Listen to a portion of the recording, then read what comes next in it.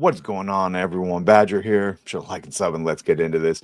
All right, Andor's out. I've watched the first 3 episodes, which, God, just boring. Diego Luna is just a charisma vacuum. I don't care about any of the characters. Whatever her name is, the one that plays the voice actress for Yennefer, the blonde Imperial. She had one scene where she yelled at whatever the guy's name, Cyril's mom. That was all right, but the thing that everyone is talking about is the grape scene, the sexual assault scene between an Imperial officer and the Bix or Blix character. Bix, I think is her name. Oh boy, and it is getting into a huge thing. First, the only time some of the people we're hearing from, the only other time I've heard them talk about Star Wars and when they were saying how fucking dead it is. And then on the other end, you're hearing from people that are screaming about it, not realizing that their argument is right, but the way they're doing it is wrong, i.e., sexual assault and rape have already been in Star Wars for quite some time. But it's inferred, it's implied, and the way it's handled is quite differently and not so on the nose from the way Tony Gilroy very clearly was trying to depict it. And the issue here is also we're trying to act like it's stunning and brave, and it's neither. So Entertainment Weekly here describing the sexual assault in Andor as a Star Wars milestone, and the actress saying that it's important to Star Wars. It's not. Bix on Andor, Adria Arjona becomes the first actress to film an attempted sexual assault in the Star Wars universe. Arjona tells us more about this milestone. Yeah, it's not important. Don't understand why it's celebrated. Neither stunning nor brave. Lily here on X, one of the staunchest critics of this, along with Kada and Star Wars Theory. They don't want it not the way it was depicted in theaters or in on live action. All that. This picture aged poorly. This is a movie about space wizards intended for children. Yeah, definitely. All the people screaming it's for children are all of a sudden being like, but it's for adults. It's like, pick one. She isn't the first. Disney has been graping the fans since The Force Awakens. Here's Jonas J. Campbell. You misspelled millstone. Yes, because all this has been doing is grinding it down. What a historic and iconic milestone, said nobody ever. Here's Steph, my nerdy home. Milestone. Joey Huff, this is a good thing. Here's Caden, not everything needs a first time parade. I think this is one of them. Also not the first time. Milestone, celebrating an attempted grape in Star Wars as a milestone, and then the obligatory, what the fuck? What the fuck? We also saw Hollywood Reporter do similar things with Gilroy. Here is our Jonah, what she said to Entertainment Weekly. It was challenging because everyone involved in the creation of that scene felt the importance of what this scene meant, not only for the show, but for Star Wars. Yeah, they knew what they were doing. It's something that Tony Gilroy does. He brings this mirror effect that shows that things that happen in our world can also happen in a galaxy far, far away. Okay, I don't want that. First of all, George Lucas already did that. Spoiler, he just did it on classical truths. The horrors that George Lucas had the stormtroopers and Vader and others commit, are they things that still happen now? Yes.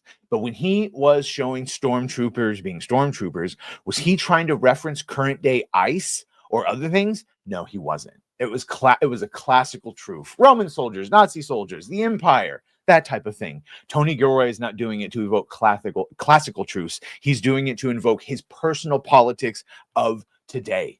And that is where the distinction lies. That's where the alienation is coming from.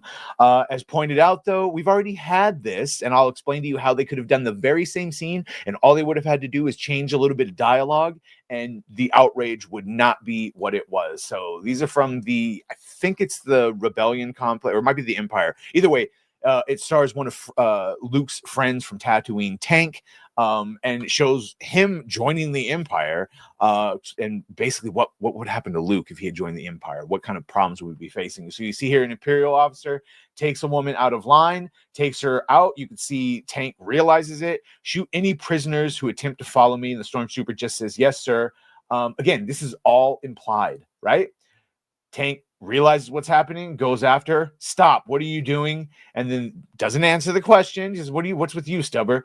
This is one of the perks of being on the winning side. What's one of the perks? So kids watching this don't know what's happening, right? Kids reading this don't know what happens, but if you're an adult, you know very well what he's talking about. It is inferred, and then Tank goes on to stop him. Do you know what's not said in this entire comic setting? Rape. I'll say the word now, just for you. Rape. Okay. It's inferred what he's stopping. Kids don't immediately go to the darkest places, ideally, because if you've raised your kids the right way, they don't even have that in their heads to think that, okay? That's why you have to do it the right way. Everyone wants to talk about the dancing Twi'leks in Star Wars. My guys, they're dancing girls. The kids, they're dancing girls. Do the men and all the adults think, well, clearly Jabba and his men are fucking all the dancing girls? Yes, but as implied and showed and inferred, that is not what they are. Princess Leia, did she probably get graped 6 ways from Sunday in the prisons? Absolutely. Absolutely, she probably did. But as depicted, no. Jabba had her on parade. He's showing her off in his space bikini. That's what was shown. You can infer all you want, but that's what was shown. With Andor, we were shown an attempted sexual assault, and then she finishes it by saying he tried to rape me. Had she said he tried to take me against my will, you could have thought, oh, kids, well, trying to take her away.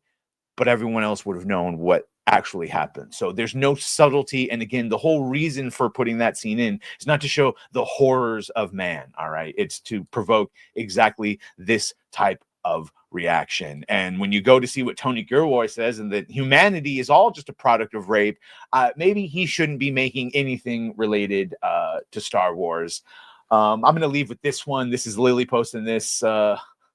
This response to this person: Andor dared to go to the darkest places Star Wars could go. An Imperial officer abusing his untouchable status to rape an undocumented migrant. Yeah, that was the other thing. It was a farm planet. It was a very clear modern day analogy. I don't want that in Star Wars. And based on the amount of people that don't watch it, talk about how fucking boring it is, they don't want it either.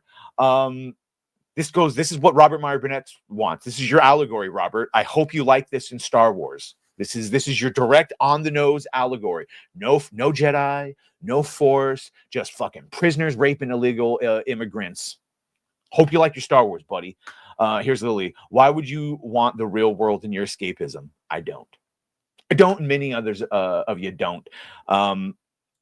Was SA depicted in Star Wars before? Yeah, but it was depicted much differently. It was inferred, and it was done with different motivations. The way this was done, I don't like it. I don't like it.